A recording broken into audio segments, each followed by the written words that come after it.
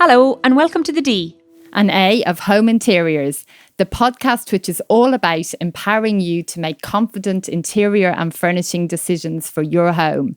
I'm Audrey, founder of Audrey Whelan Interior Design. And I'm Deirdre, founder of youfurnish.com, such 100 plus furniture retailers on one website. The DNA of Home Interiors is proudly sponsored by checkatrade.com. If you need help with your next home improvement project, you can search from over 39,000 recommended, vetted and monitored trades on checkatrade.com. Today on the DNA of Home Interiors, we have two very special guests. This is the first time, Audrey, that we've had two people join us as guests remotely. So hopefully we all end up speaking over each other and getting all confused. Just kidding, of course. So please can I introduce Monty George and Dan Beckles, co-founders of Furniturebox. Furniturebox is an online flat pack furniture company offering great value and modern furniture. Welcome, gents. Hi, guys. Thank you very nice to much. meet you. Yeah. Indeed, it's great to have you here. So tell us, what is the backstory to the business and how did you two guys meet? So Dan and I first met in school. We played football together. We were in the same classes together, and we were often causing mischief as well for our teachers. We were really good friends growing up throughout school, and I had always had a keen eye for business, and so had Dan.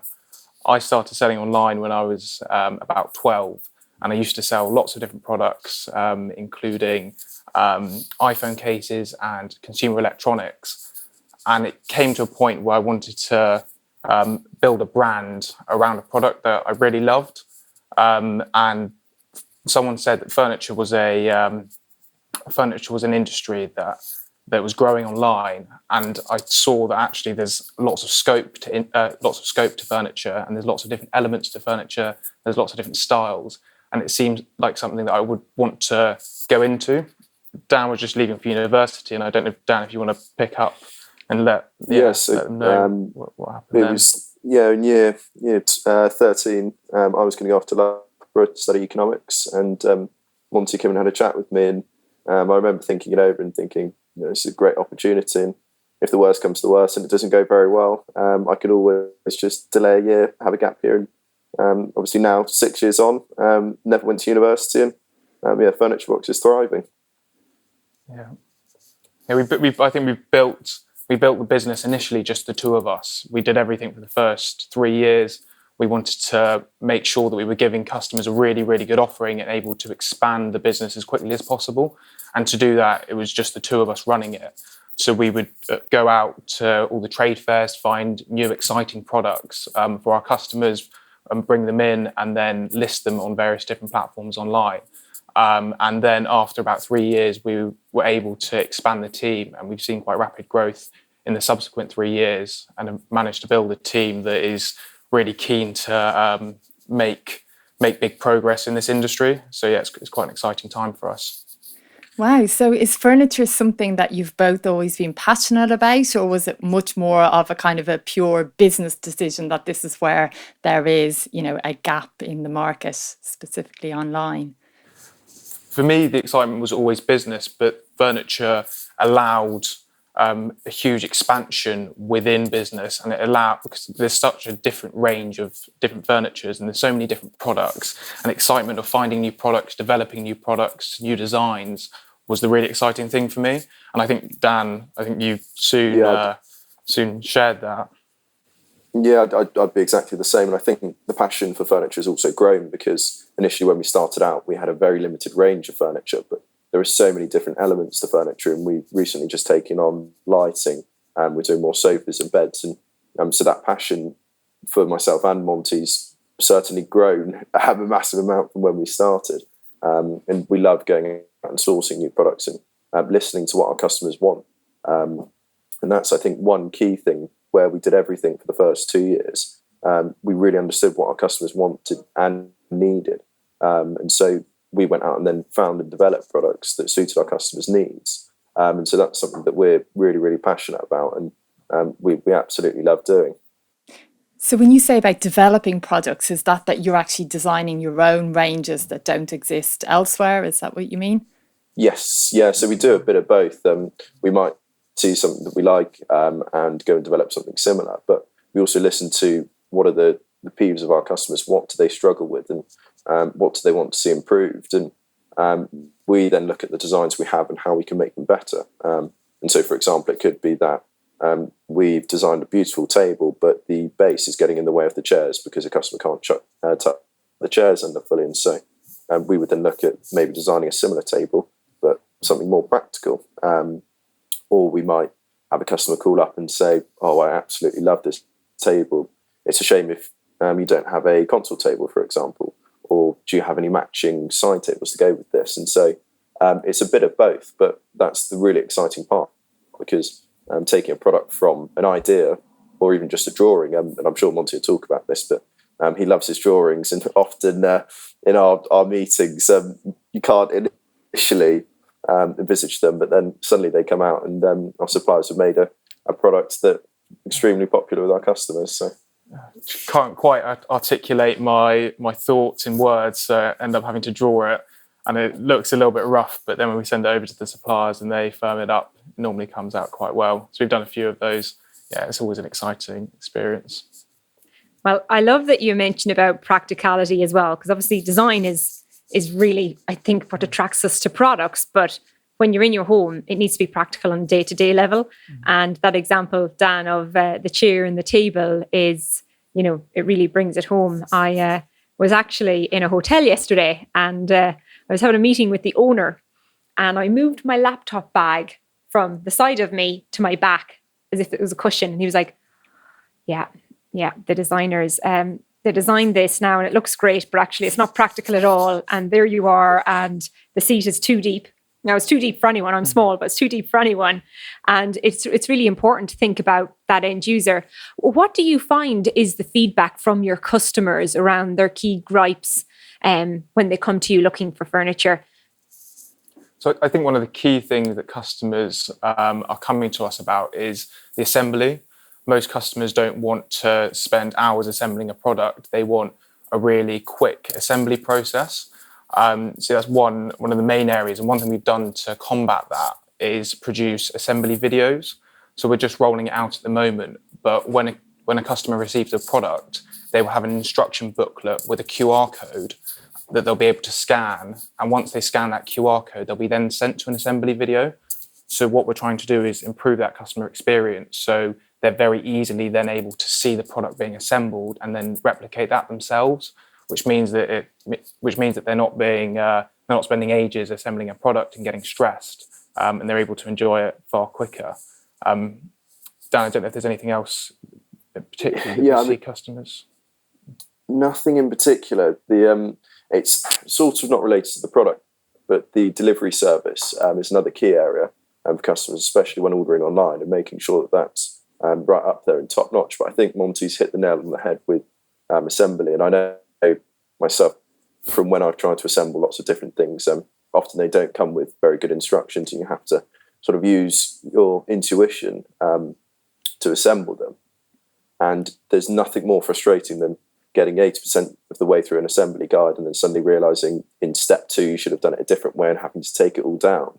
And I've been there. That information.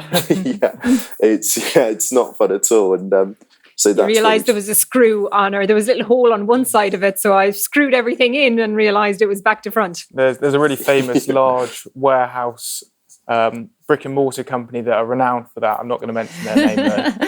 That's exactly what I was thinking. It's the same one. Yeah. I love the idea of videos though, because it's so practical, and we go on to see everything now. We're so visually stimulated with everything that we're doing. So that's such a good idea. And it can be really hard to actually follow the instructions of the booklet and you're trying to lay it all out. So actually being able to watch a video. Perhaps you should try and do an extension though and get people to video putting it together. It might be some You've Been Framed worthy moments if I think about my other half and the amount of times the swear jar would have been filled up by his joy of self-assembly. Yeah. We do also have another gripe that customers often come to us with, and that's when tabletops get scratched. So inherently, when you've got families and you've got things going on and things being dropped from tables, they are prone to scratches. One product that we have developed, though, which helps this, is a glass table topper. So it's a little bit like a screen protector, if you like, for a phone. And it just sits on some silicone pads on top of the table. And you just put that on top of the table. It's really sleek. It looks fantastic. It even adds something to the product as well. But then what it means is that the actual product itself, so the tabletop or surface, doesn't get scratched. So as I say, with families that are bashing around, and if you're having the odd party as well, we recommend that you have one of these table toppers to protect it. Yeah, and you also don't lose the aesthetic. That's such a good idea, especially maybe, like even on a wooden table, you could do it to sort of, protect the lifespan of it. And that's what I was about to say in terms of the aesthetic isn't lost, because quite a lot of the time with a wooden table, for example, you might have a lovely table mat over the top of it. You can't see the wood, and it might be this beautiful table underneath. And a lot of our tables are very stylish, very modern, and sort of a real showpiece. If you're having friends over, you want them to see the table, and having a clear topper means that you don't lose any of the aesthetic either. Yeah, I think that's one of the, Dan touched on it there, but the aesthetic. One thing we've tried to do is make our furniture like a bit of art as well. So it's not just a table, it's not just a chair. It actually looks fantastic as well. And I think we're doing it in a certain way, but I think that's been a theme throughout history. If you look at furniture and how it's evolved, if you look back to Art Deco furniture, it's always been a statement in a home, and I think that's what we're trying to create, but we're trying to create it for the modern times and the modern family. Yeah, it's really important, isn't it? That needs to be practical, but we all still want our homes to look fabulous. And now more than ever, we've got, Instagram that we're sharing it out with a wider group of family and friends than we ever would have. It's something that we want to be proud of. I suppose talking about scratches, it's one of the things, because you're an online company, you get everything delivered. Well, even if it's not online, everybody's getting their stuff delivered at some stage. How do you put in place steps to try and make sure that it comes in as pristine a condition as possible through that whole delivery process? So one thing that we've spent a lot of time developing is our packaging. And this will stem from the early years when myself and Monty were doing all of the dispatch ourselves, dealing with all of the customer queries and handling the products. And we realised that if we actually spent a lot of time developing our packaging and making it, in essence, bulletproof, we would see far less problems and give the customer a far better service. Because in the early days, we were finding that couriers were mishandling the products and items were getting there, the packaging was all ripped. And as a brand, when you're online, you want to set that service up, but you want someone to receive the product in a perfect condition with the box all completely intact, because that's what they think the first time they see your brand. And so we've spent a huge amount of time developing our packaging. All of our tables are drop tested to 60 centimetres, up to 50 kilograms, which is above and beyond most postal standards. However, we just believe that it's such a crucial area, and that helps to get the product there in one piece to the customer, because there's nothing more frustrating than taking a day off work, albeit lots of us are working from home at the moment, but taking a day off work to wait in for a delivery and you receive it and it's damaged. So that's something that we spend a lot of time, and we're still developing now. For example, with some of our mirrors, they're actually drop tested to a metre. And for a mirrored product, that's pretty good. So it's an area we're really focusing. It's the waste element as well, because if a customer receives a product that is damaged, that product is then wasted. And obviously, we're all quite environmentally conscious these days, and what we don't want to do is deliver a product that is then just going to be thrown away or has to then come back to us and be thrown away. And we're also working as well on making all of our packaging material recyclable. So we're trying to move away from polystyrene and plastics in our packaging, so that when customers receive the product, they're able to then recycle the whole of the contents. We're not quite there yet with being able to use recycled materials to make our packaging, because that would fundamentally harm the integrity at the moment, because the development hasn't quite been there in that sphere. But we are looking to go that way eventually.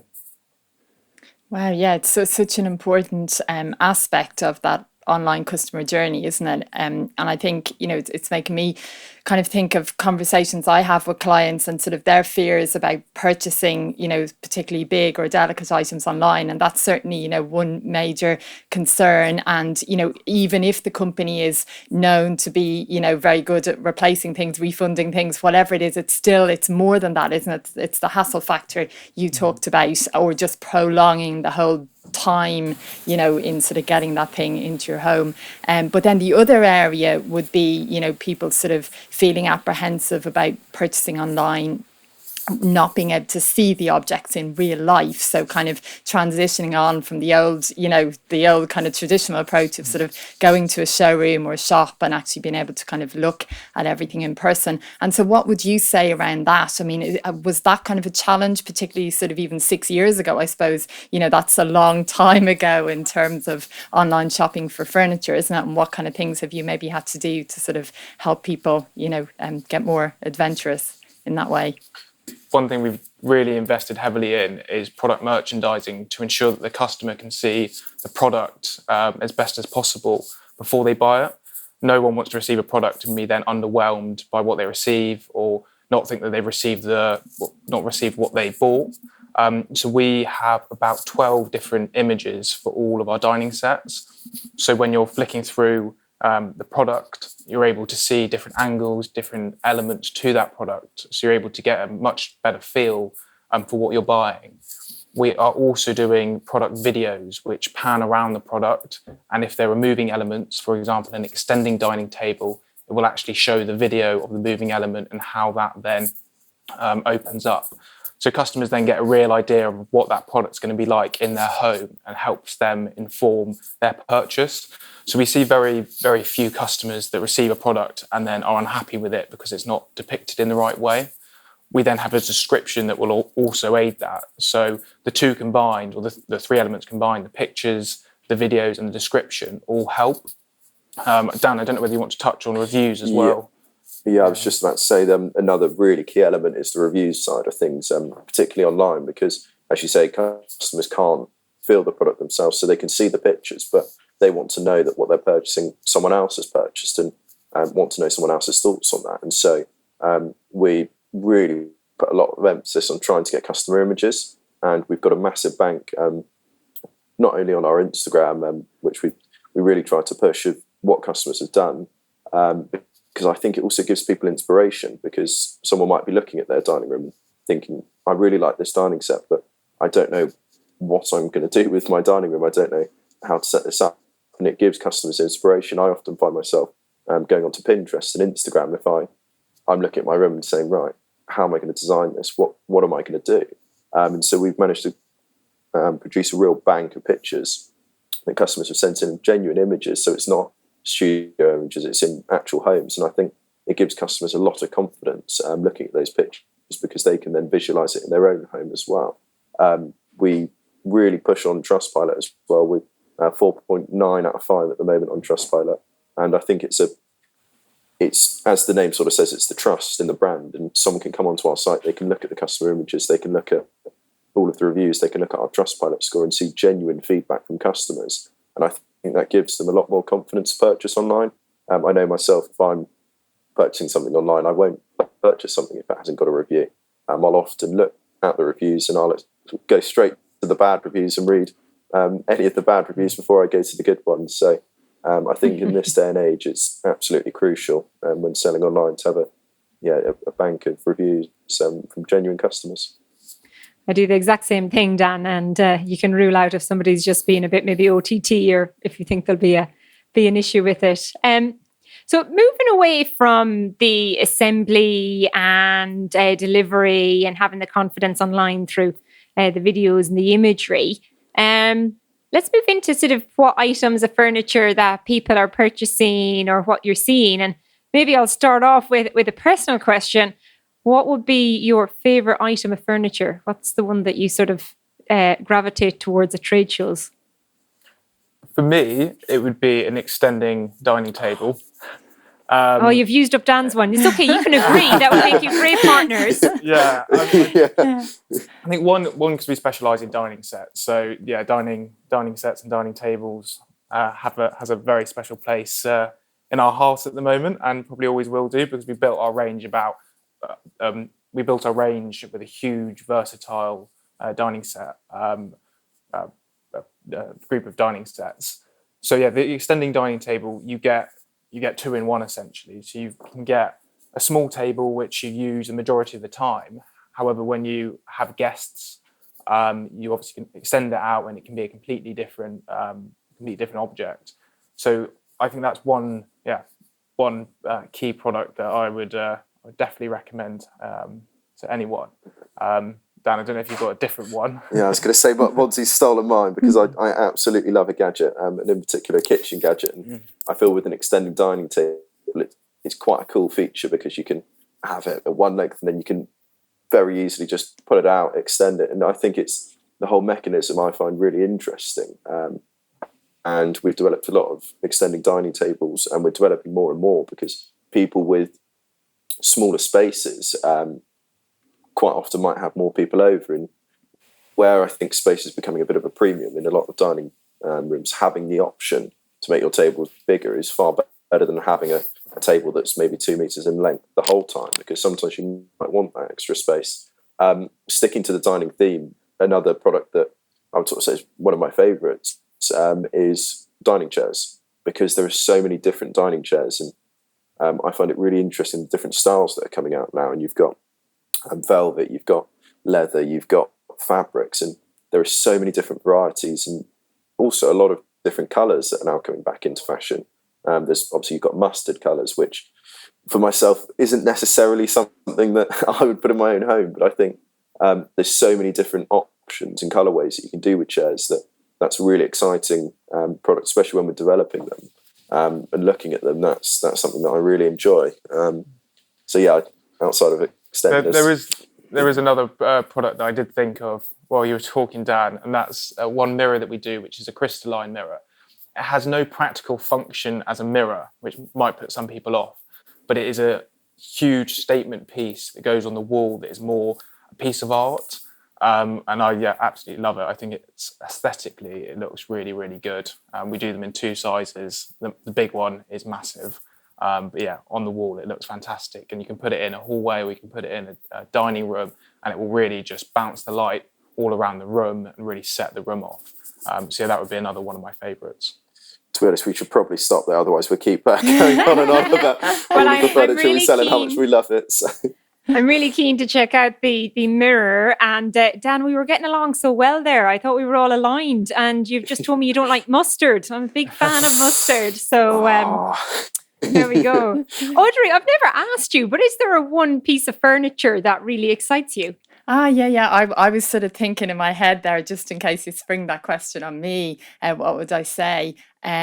So, I mean, well, one thing that was coming to mind as you were talking about the dining chairs, Dan, was just the fact that, I've loved the fact that over time, it's just felt like that concept of a dining set isn't kind of as big a thing, let's say, maybe now, or it doesn't have to be. And the idea that where in the past people might have intentionally kind of looked for matching table and chairs, I really like the idea of sort of, choosing a table, but then having free reign on the chairs. So, and I will often say to people, figure out the dining table first, because just like you touched on, Monty, it might be extending, it might be a tricky space. There's a lot of decisions then around the shape, the size, whether or not it is extending, the materials, the practicality, whether you want one of those glass toppers on it now, I can add into the mix. But then the chairs, it's almost like, okay, the chairs do need to be comfortable, of course, and kind of, right for you and your size and everything.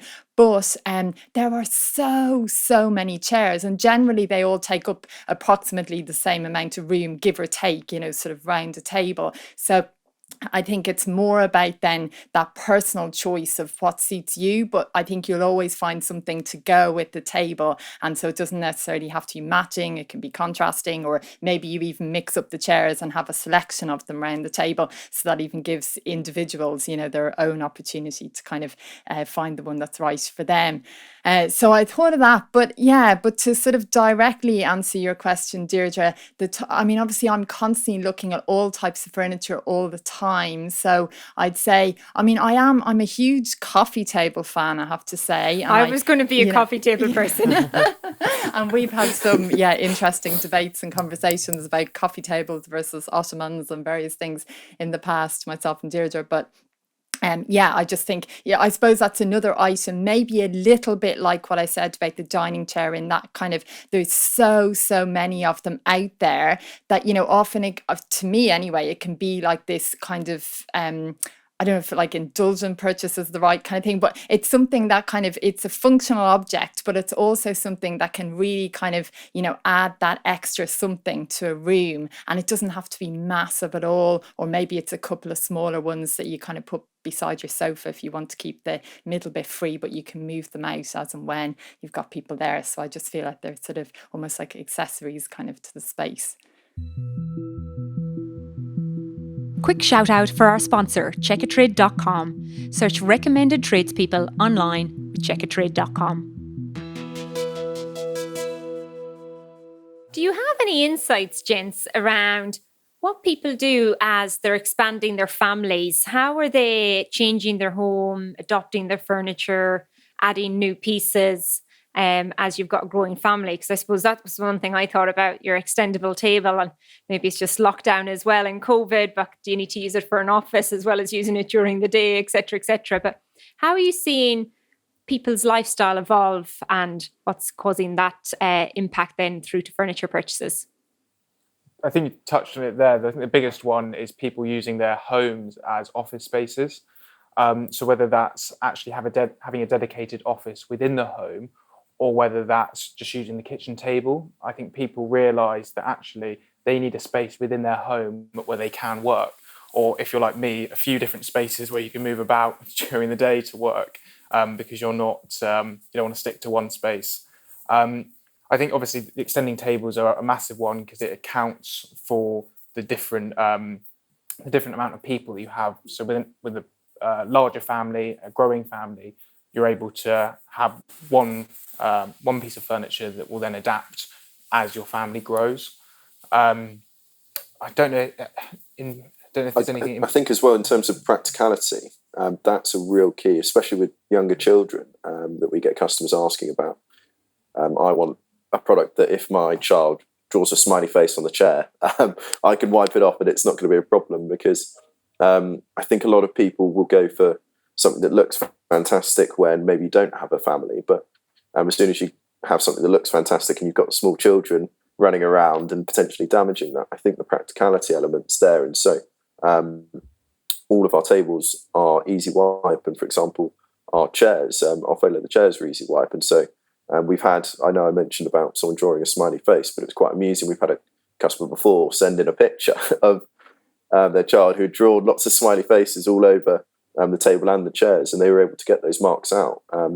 Whereas with some items of furniture, you might not be able to do that. So I think people tend to still want something that looks good, but also something that serves the purpose. And that's where something like a glass topper also comes in handy.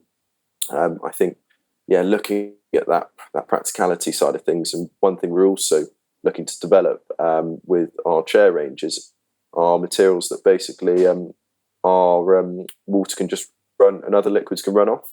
And so it sort of can repel the liquid. And so if you're having a dinner party and someone spilt red wine on your chair, it's not actually a problem because it doesn't soak into the fabric and ruin the chair. So we're always looking at the practical side of things. And I think, as Monty touched on as well with the extendable tables, that's far more practical than having a fixed table. Much like if you, many people have probably found over lockdown, if you're in a shared office space with your company, suddenly a lot of companies were moving to smaller offices rather than keeping their bigger offices because they don't need the space anymore. And that's exactly what it's like with an extending dining table. If you need the space, you know it's there and you haven't got to worry about it. If you don't have the space, you can keep it smaller. I suppose as well, if you're looking to expand your family and you're not necessarily going to be at your same house or flat, you're potentially looking to move within a certain period, then you might look at products that are easy to then move. So we're developing a sofa at the moment which you can, it comes apart. So moving the sofa is very, very easy. And if you have a flat, for example, you can take the sofa up in a lift in the 3 different boxes, you can assemble it. And then if you're moving maybe in 6 months' time or a year's time, you can then unassemble it and move it with one person rather than having to have a whole removals team or not being actually able to negotiate the stairs in the house or the or move it through a door. So I think if you're moving from one house or flat to another, having products that you can take with you and can assemble and disassemble very easily is definitely a bonus.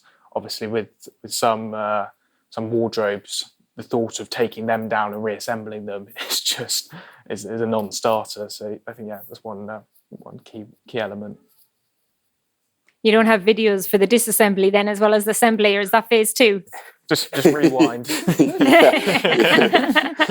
I love it. No, but it's genius. And it's one of the things that a lot of people actually ask Audrey and I is, I'm living in a rented property. It's already furnished. I'd love to buy some of my own furniture, but how do I know that I'll be able to move it, that it will transition with me? And actually that perfectly solves it, Monty, because people know that they can really easily disassemble, bring it with them, throw it in the back of a car, in the back of a taxi, and then easily reassemble it again. Exactly. Definitely. And I think as well, if you haven't decided on a style or you're not set where in the place that you're living, sticking to minimalist furniture that could then mold into whatever style you want to develop in your new house is key, because you don't want to. We talked about mustard, the mustard colour. So nice, isn't it? Love it. You don't necessarily want a mustard sofa or mustard chairs if that isn't the design and the style that you're definitely set on. And if you know you're going to move and you're not quite sure where you're going to move to or what that house is going to look like, whether it's going to have character or whether it's going to be modern, then you might just want minimalist colours that could then be accented by different products. I think that's where we always look at the problems that customers have in the furniture world and the solutions to those problems. So, as we say, a sofa would have come from a customer saying, actually, I couldn't get it up my stairs, and personal experience. And so we're always looking at these problems and how can we make solutions out of them. And I think that's how we need to evolve as a society, because there's always issues and there's more flats being built. There's more houses that, because space is at a premium, they can be smaller. And so how can we get about that? If someone still wants a big sofa, if someone wants a big dining table, how can we actually get around that? And so that's one area we really look at developing, the sort of solutions to common problems for customers. Mm-hmm. And also, I mean, just the whole moving house thing. I mean, I've just recently moved house a few weeks ago, for the first time in 10 years. So when we moved into the last house, we didn't have any children, and now we've got 2. And I think I always probably subconsciously thought in my mind, if we ever moved, maybe we just kind of almost, if we could afford to, sort of start again with furniture or something. But you know, in the transition of the move, I realized there's so many furniture pieces that we're kind of all attached to, and particularly the children, and trying to sort of like create something kind of continuous for them. And you know, a few weeks or a couple of weeks after we moved in here, my eldest daughter said, "Oh, I don't even miss the old house anymore." And I actually wrote down this quote. She said, "A house is like land to put furniture in." And I felt, oh my gosh, this is amazing. You know, she can sit on the same sofa, sleep in the same bed, eat at the same table. And somehow, you know, the kind of the relationship of that and sort of the things you touch, the things you're familiar with, you know, I think has actually aided the transition so much. But it's something that really, you know, was like a whole new kind of learning curve for me in terms of, you know, what do you do in that situation? So, yeah, I would now be all up for taking furniture, you know, from one property to the next, if it's at all possible. Yeah, you become very tied to a piece of furniture. We had a sofa, probably the most comfy sofa I've ever owned, and it was for about 4 or 5 years we had it, and we just recently got rid of it to replace it with 3 separate sofas. But it was actually quite a sad day to see it go, because you have all of the memories attached to it, and it's sort of part of your home. And one of the first things everyone says when they come over now is, "Where's the sofa? What have you done with the old sofa?" So. Yeah, it really does have, We've talked before, Audrey, as well, around actually when you purchase something, it could be, a little trinket when you're away, so it brings back memories of when I was in Greece. But actually there's also the element of, I'm going to buy my sofa for my birthday present in one way, or I'm going to associate it with an occasion.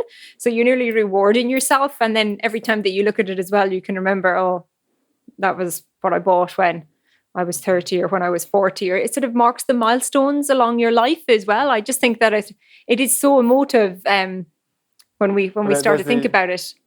There's the old adage, you're part of the furniture, and I think that's so true. Yeah. When people say you feel as though you're part of the furniture, it's very much that's always been there, and it's a constant, and you would associate that with your life and how you run your life as well in the home. So So what is your most loved item of furniture in your own home? It's my bed, actually. I've got a solid wood bed that, again, I've had for about 5 years. So it's moved 3 times with me, and I've had to fix it as well. Lovingly fixed it because I broke it once. One of the struts broke, and did a DIY job on it. But that obviously showed that I cared about it and didn't just want to get a new one. I'd say for me, it's probably our dining table. And I hate to keep banging on about extendable dining tables, but we've just got one. Did you like those, Dan?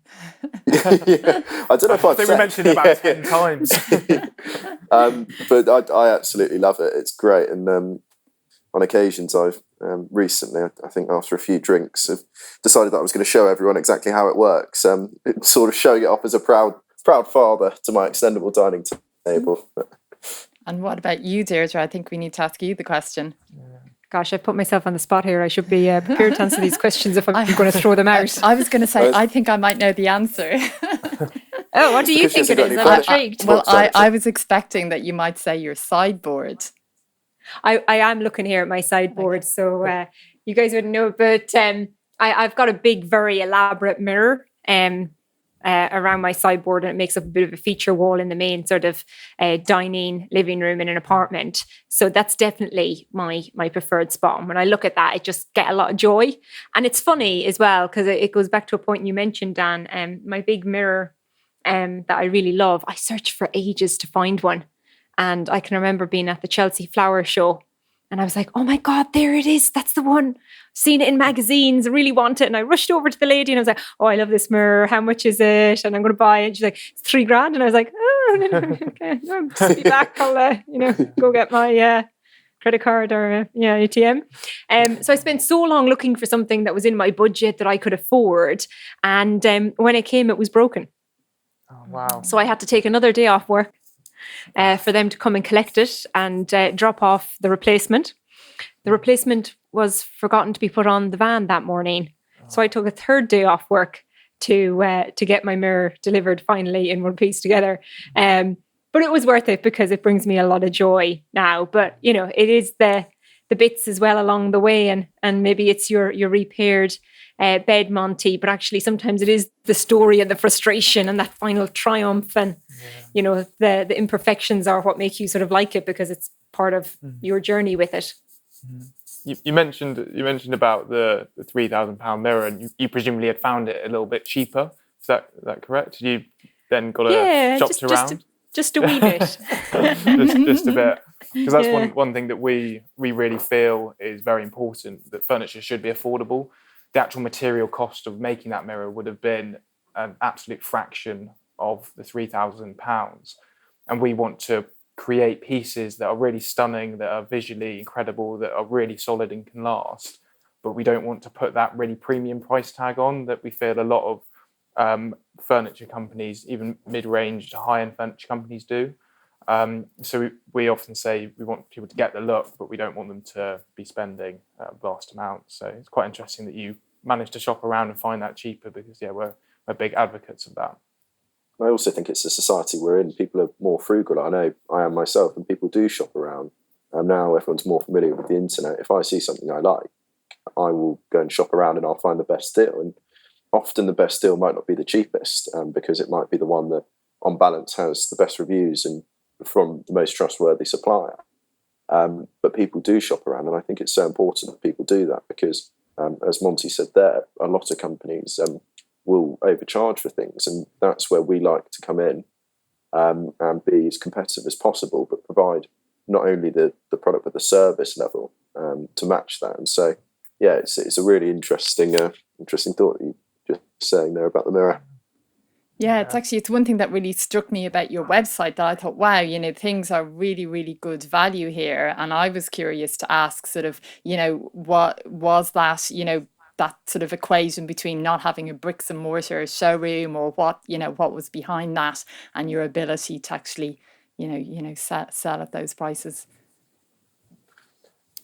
Was that what's the ability to be able to sell at those prices? Yeah, that's, that I'm looking at that thinking a lot of other similar furniture products I see would be more, but then they may have a showroom. So would that be the reason then that, you'd be seeing that price, that I would be seeing that price difference between what's on your website and what I would expect or often see a similar product, to be priced at? Absolutely. We don't have as many overheads as a lot of other companies. As we said, Dan and I started ourselves for the first 3 years. We were doing everything. And we've always been very, very lean as a company. But we've also wanted to ensure that we're giving our customers a good offering and not being greedy. We want to build a brand that is going to last and that is going to develop and grow. And for that, we need to be recognised to be having products with fantastic value. Because if you receive a product and you are really happy with it, and you're really happy with it, and you want to then buy more products from that company, or you want to tell your friend about that company because you're really happy with the product. We felt that was really a really important fundamental for our business. So we're not greedy on our margin. We want to make sure that our products represent real value, which we feel they do. Oh, that's great. It's quite a rare thing to hear that these days. So that's quite refreshing, I think. Yeah. Well, it's been absolutely brilliant having you both on the podcast. Dying to delve in a bit more now on the website and have a closer look, in particular to all these fantastic extendable dining tables. So best of luck going forward with everything. And it's great. Thank you very much, and really appreciate your time. It's good to jump on the podcast. The first one we've actually done together. So it's it's very much appreciated, and great to chat to you both. Brilliant. Yeah. Thanks, guys. Yeah, thanks, guys. Really appreciate it. If you enjoyed our podcast, we would be delighted if you could rate, review, and subscribe on your favourite podcast provider. This will help others who are seeking home and furnishing advice and inspiration discover the DNA of home interiors. You can find us on Instagram, Facebook, YouTube, and Twitter at the DNA of Home Interiors. If you are looking for inspiration and help in designing your home interiors, take a look at Audrey Whelan's masterclasses on audreywhelan.com/events. And don't forget to check out youfurnish.com, a search and comparison website which helps connect people with amazing furniture from over 100 retailers. We designed it to solve the problem we and thousands like us faced furnishing our homes. And now we are really excited that everyone can search, discover, compare and shop for their home all in one place. Thank you to our sponsor checkatrade.com for their support in bringing this episode to you. And most importantly, thank you all for listening today. We hope you can join us next time.